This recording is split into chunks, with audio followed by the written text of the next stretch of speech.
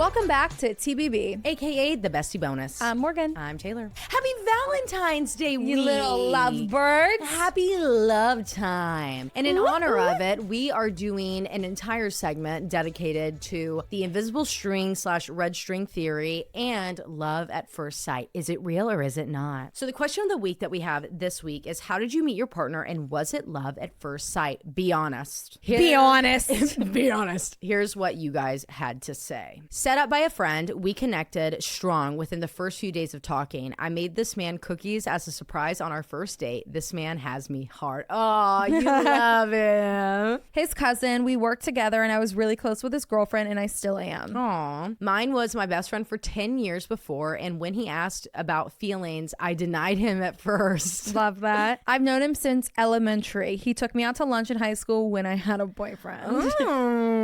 He is 19 years older than me, and we were secret for months because he's my uncle's friend. I love that you're in love. That's tea. But that's tea, babe. Hometown bar, don't believe in love at first sight, but I was always comfortable being myself. Oh, that's sweet. Plenty of fish, and it wasn't. Yeah. My 21st birthday at the most gross bar at Kent State, he fought a guy for me. Oh, how romantic. Bar fight. That's literally like what you were saying in episode 224, where you're like, yeah, you know, being a king that would go fight other people was hot back then. That's like a part of your like animalistic, like evolutionary shit. He like fought someone where you're like, I'm so turned on right now. I was 14. My bestie pantsed me and he said it was love at first sight. Been together for 18 years. You must got a don't. That's hilarious. Grew up 30 minutes away and knew the same people, but didn't meet until last year. Aww. I love that. That's kind of invisible string. Camp counselors at a summer camp. I bet my friends $20 I'd fuck him by the end of summer. Yes, I got the $20 and we've been together for 3.5 years. I hope this wasn't a child's camp. I know. Bumble and no, he is not my type, but was so kind and is attractive and I love him too. Aww. I love to hear an online like happy story because we weren't in that era. I'm like partially online, but not from like a dating site. I'll give you guys mine and Logan's string theory and situation whenever we get into it. College dorm, his first words to me were, I've been arrested 3 times. Here we are 6 years later. Love really, at first sight. Really turns you on. We matched on a dating app. He asked me to go out the next day, almost 4 years later. Aww. He asked to dance at a club. Wasn't love at first sight, but I fell for him very quickly. Dated his cousin in high school and then met him and it was not love at first sight. Met online and we were hookup buddies at first. Sometimes you gotta just rev it up, you know? What's it called? Testing the water. Testing the water. We met in college but never dated and then we reconnected 6 years later, locked in. Aww. Met on Tinder. He was a practice date for me. Fell in love 3 days later. Wedding is 10/11/25. Congratulations. Coming up. Congrats. Love at first sight with all 7 of my partners. They don't know I exist. I am a serial crusher. Love that. Tinder, LOL, and hell no. Started dating at 18 and 22, and now I'm about to pop out his BB. Ooh, congrats. Truthfully, we met on Tinder. I usually just say the internet when people ask. Blind date at 14, had to be alibi for bestie. He was 16, been together for 15 years. Love that. Love at first booty, but I'd say yes. We dated in 6th grade and didn't speak again until post-grad. One of my students, I was a teacher, was on his soccer team. He was the coach. The student's mom told me I needed to come to the game and meet the hot coach. And we've been together ever since. Love the student's mom being a freaking matchmaker. Pause. I set up 2 teachers at my school and they're married with like 5 kids right now. Oh my God. Look at you, like, matchmaker. Like Pittsburgh city girl, gym teacher, coming to the high school to actually middle school then to this like fucking redneck rural ass high school. And she was just a city girl, guys. And I was like, you should meet our like tech ed teacher. Like, he's kind of cute. And they literally started dating. I'm sorry. I still think I'm the fucking matchmaker. Yeah, you are. You should have been at the wedding. We met on Facebook dating. 3 months later, married. Next month, pregnant. At work. And no, it wasn't love at first sight, but maybe for him. LOL. Definitely for him. You know who you are. For sure for him. A lot of Tinder. Yeah, I a lot love of Tinder. that. I like seeing this like online dating success here. Yeah, me too. I like it a lot. Okay, so now we're doing stories from Reddit where people talk about their love at first sight and or invisible red string theory. So Morgan, you want to go first? Yeah. From the Reddit thread, love user Night 7 Shade. I don't believe in soulmates, but the red invisible string theory pulled us together. I, 20 female adopted, this will come in handy later in the story. Don't believe in all this soulmate stuff, but clearly there's a higher power working here when I met my now boyfriend of 10 months. The red string theory in Chinese mythology suggests that everyone is born with a red string attached to you, connected to another that is bound to be the person you were meant to be with. Same goes with the invisible string theory, where there are coincidences that lead up to meeting your soulmate. I may be wrong on my facts, sorry. Here's how this theory applies to how I met my boyfriend. I love this man so much. I met this man at a party. Me and him were the only two sober people taking care of the others. It's one of the reasons why he stood out to me. I don't like drinking much unless I'm in a safe space. We didn't talk much and just observed everyone. That was last December 2022. Now fast forward to about February 2023. My friend let me take a hoodie, mostly because it was an all gray with no logos on it and it was damn perfect. I dislike logo hoodies a lot. It turns out it was my future boyfriend's hoodie that I apparently stole. Oh my God. Later that week, I had a party to go to in the forest. Yes, a forest party. And I met my future boyfriend again. And it happened to be his birthday. Coincidence? I think not. So we got to talking. Clearly, both of us were drunk, but that did not stop us from flirting and talking about Star Wars, the literal stars, and Star Trek. And that's when I knew I would be dating this man as soon as possible. Anyway, party went well and we really hit it off. We waited a week before making it official. Here's the kicker. He found out that I randomly have his hoodie and we laugh about it. Around April, I'm invited to go to a branding of baby cows so that they are identified and all that his family are ranchers or somewhat. His grandpa's girlfriend of years is my mom's dad's cousin. What? And she went to my graduation because by marriage, all in all, I have a third cousin in the same grade as me and he was in band with me. I knew him very well, one of my closest friends. So out of everyone from my university that I could have dated, I ended up with a man whose grandpa's girlfriend is related to my mom and her side of the family. And if they were to marry, which isn't happening, me and my boyfriend would technically be related. But it all works out in the end because I'm adopted and I'm not related to my mom by blood. It's just the crazy coincidences that led to us being together. The party, the hoodie, his birthday, and lastly, us being somewhat related and you being adopted. That's hilarious. That's good. Yeah. That's really sweet. Okay, the next one was actually commented under a post that had a prompt. Is the invisible string theory real? On the Reddit thread Love by user TigBiddies1017. Tig old biddies. Tig old biddies. Okay. After my parents got separated when I was 8, I lived with my dad and visited my mom on the weekends. Every weekend, we drove down the same highway for 30 plus minutes and passed all of the same signs and buildings, obviously. There was this one church that we would pass by on an overpass that would always draw some sort of feeling, like it was calling to me. We were a very religious family, and at that age, I had never been to a church, but for whatever reason, I had this feeling that I was being called or pulled to it every time we passed it, and I never knew why. That feeling was something that I never knew how to explain. Eventually, my mom passed away, and I stopped seeing that church. Fast forward 9 years, I graduated high school, and I got my first job 5 minutes away from my college. I met my current boyfriend, who was working there, who later told me it was love at first sight for him. We flirted at work for months before he finally asked me out. The first time I went over to his house, I went under that overpass and there was the church. And it felt like something in me clicked, like an aha moment or so that's what this was about moment. I was dumbfounded and I actually said out loud, no fucking way, as I drove past it. He lived just a few houses down from that church and he had lived there his entire life. We didn't have any mutual friends. We went to different schools. We lived in different cities, but every weekend I passed by his house and felt a connection to that spot. And after 9 years, it finally clicked and made sense. We've been together for 7 years and he is the love of my life. Love that. I love that. This was a comment under a post with this question. People who fell in love at first sight with your spouse. Had you fallen in love at first sight before? Reddit thread Love user Wonderful Manager 31 says no. I was told by my mother and grandmother that I would know the second I saw him. I was proposed to a few times in my early 20s and just wasn't feeling it with any of these guys. Proposed to a few times. Oh my God. Fucking banging. That's crazy. I began to doubt my mom and grandma. However, one day a neighbor of mine came over with a new neighbor to introduce us. The minute they walked through the door, before a word was said, I knew. It was like being blown back by a blast. This glimmer of hope that everything is going to be okay. Then introductions are made. Hey, this is so-and-so, our new neighbor. And my first thought was, great, I get to stay in the neighborhood. I'm grinning from ear to ear. The second thing I hear is he and his wife just moved in next door to me, and I want to strangle my friend for bringing me a married husband. At that moment, I could never believe I would ever be with anyone as awesome as this guy was. I became friends with his wife after I met her and always thought she was a lucky girl or must have something special. She was fun to be around, and I almost never saw him. All of a sudden, they are getting divorced, and she is over at my house getting ready for new dates, and it's fun. I'm engaged to someone else at this point, but I'm completely miserable and now housebound to this guy. So after the wife has been dating for a few weeks, I try to set her husband up with a hot single friend of mine to get him back in the game. I ask him to come over and take a look at my laptop, and he works on it all night while we have cocktails. This happens every night for a week leading up to our blind date.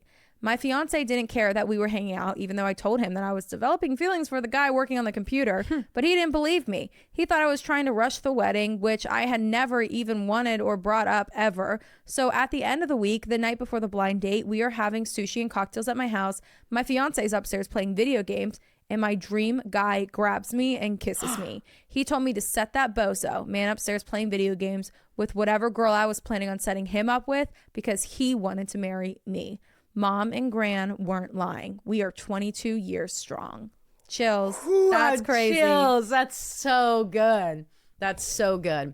Okay, the last one we have for you is, this was commented under the post that prompted Reddit. Does love at first sight still exist? What's your story? And this is from the Reddit thread Ask Reddit. And this was commented by user Jane Lane 1980. I was 18 in my first semester of college and lived in the dorms. A girl in my hallway walked by with two guys and stopped at my door and introduced them. I stared at one of the guys and I thought to myself, he's the man I'm going to marry. I told that to the friend that I was chatting with. Within a week, we were dating. Less than 3 years later, we got married. The friend I was chatting with that day in my dorm, he was one of our best men. We just had our 11th wedding anniversary and are still doing great. We've also weathered situations like job loss, salary cuts, illness, bankruptcy, etc., and we're still strong. I wouldn't call it love at first sight, but more of a feeling that certainly hit me like, oh, there he is. Love that. I loved that. Okay, my story, and then do you have one? I don't have a you guys met invisible like string. I mean, I don't fucking remember it if we did, but yeah, no. Okay, so the day before Logan let's back it up even more. Logan moved to Cleveland from South Florida, where he was like born and raised for the majority of his life when he was in like, I think 7th grade. And he is 3 years older than me year-wise, but school-wise, he's only 2 years older than us. He went to the county school. I went to the city school. We didn't like really cross paths at all, like period. We went to the same church camp a few times. He was in the like brother group of the girl cabin that I was in, and we had to like do into the night like Bible study together. And I always thought both him and this other guy who was his best friend, who was also named Logan, were really cute. But I thought my Logan was just an asshole. Like, he literally never would give anyone the time of day. He was always just wanting to go fucking play and be crazy. And I was like, I don't like him.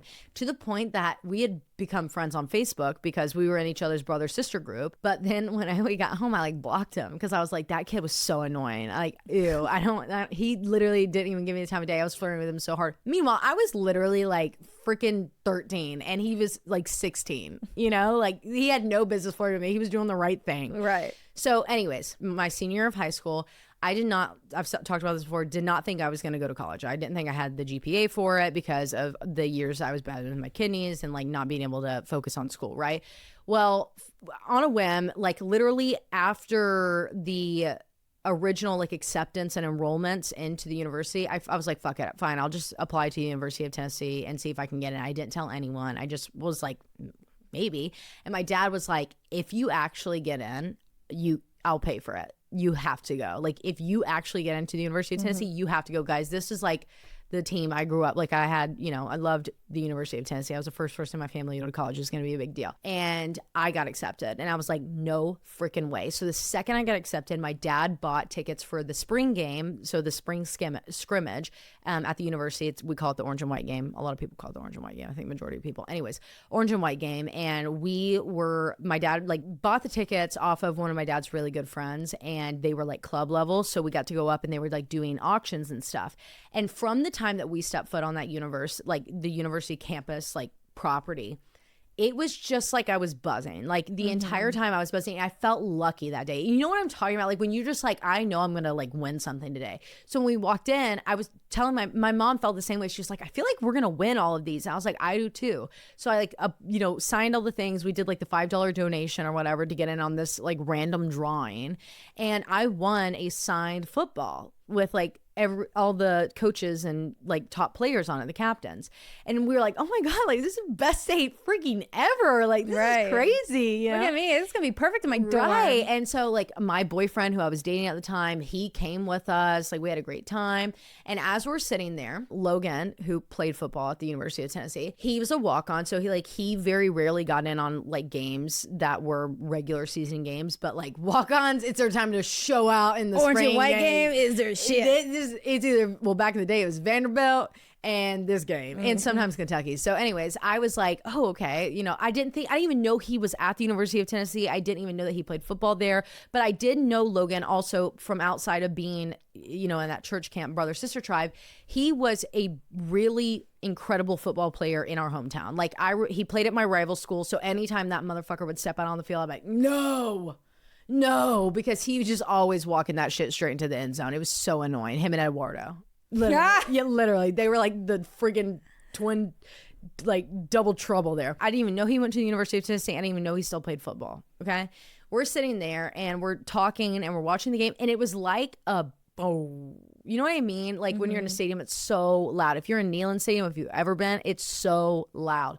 And all of a sudden it was just like, and then I hear, and touchdown, Logan Fetzner, originally from Cleveland, Tennessee, and he's this year, and me and my family were like, oh my God, that's our town. What's Cleveland, Tennessee? That's Logan. Oh my God, like I didn't even know he was up here. That's crazy. And it talks about him being a walk-on because like spring games are like real chill, you know. So we're like, oh, that was cool. We got to see his like little graphic go up on the Jumbotron. So I went and I unblocked him. Yeah, but like as a high school girl, I was like, so cool. Right, but I'm sitting there beside my boyfriend at the time. Right, that's so we were like, that's really cool. We should follow him. So me and my mom and my dad, like all you're like, oh my God, I was friends with him, but I blocked him. So I had to unblock him, and I requested him to be my friend or no, I didn't do Facebook. Yeah, I just unblocked him on there. I followed him on Instagram and I followed him on Twitter. Logan's Twitter back in the day was all about how he loved Blake Lively and Star Wars, and that was it. Back in the day.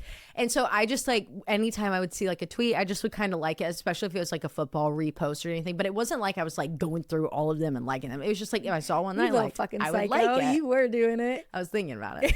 But I didn't because I had a boyfriend. Okay. But like I said, that was in April. I didn't really think much of it again. Okay. Like followed him. I would see his stuff. I would like it. He would like my stuff back, but nothing crazy. So June comes around. Specifically, it's June 20th. The boyfriend I was with, he was about to go be a counselor at that same church camp that me and Logan met at, and where I had been a counselor the week before. We had a long conversation, and I was like, look, I don't know if I want to be dating anyone when I walk into college. I don't want to feel pressured to like, he was also coming to the university. He was a great man, honest to God. Like my ex-boyfriend, I can't say a single bad thing about him. Like he just wasn't my person and I wasn't his person. So that's why we ended it. And so, you know, we both had that feeling, but I had to be the one to initiate it, which was horrible. I hate breaking up with people. I would truly rather get my heart broken. So I'm like, you know, I break up with him. Oh, I tell him, I'm like, let's just not talk for a week. But you were done. I was done. I was long done, right? So that was on the 20th. Well, he goes on that camp. He throws me a surprise birthday party. I didn't tell any of my friends that like we were doing this because I didn't know if it was going to be a for sure thing. It was just going to be a break. He throws me a surprise birthday party, invites all my friends over, leaves the camp early to have everyone at my house, like with a cake and everything. And that night I had to break up with him on my birthday. And I was like, I'm sorry. I didn't mean to, you know, it was horrible. It was horrible. I was so heartbroken, but it was sad. So my girlfriends came over. Me and my mom and my girlfriends were all hanging out in the living room. As we're sitting there, my phone buzzes. So I pick it up and I have an Instagram DM from Logan later that night. Yeah. So I'm like, oh my God, I just broke up with my boyfriend because I wanted to be single in college. I didn't want to feel any pressure to be with anyone. But everyone was like, Taylar, you cannot not be with this guy. And I was like, I'll just text him. So we texted back and forth for a little bit. Like I said, that was on my birthday, so June 27th. We're texting back and forth, nothing crazy, just like chill. July 4th, you were fucking in the woods. So I was like, I'm not gonna be with this guy. My mom forces me to go on a first date with him on the 4th of July. You guys know that story. And I just was kind of like, I was like, I don't want to get into this. Like, I just want to be single. I want to be single. I want to be single. So me and my mom were having this like long conversation about it into July, 2 weeks before I moved to college. My little sister was at a dance camp, and so we had to go pick her up because she had a doctor's appointment that day. We were the only people in the middle school parking lot. No one else is in there. Just me and my mom waiting on my sister to come out after she finished her last dance run through. As we're sitting there, we're just kind of talking, and she's like, do you want to be with him? Like, you don't feel the need to date him. Like, you have to like put labels on it. You can just like see him.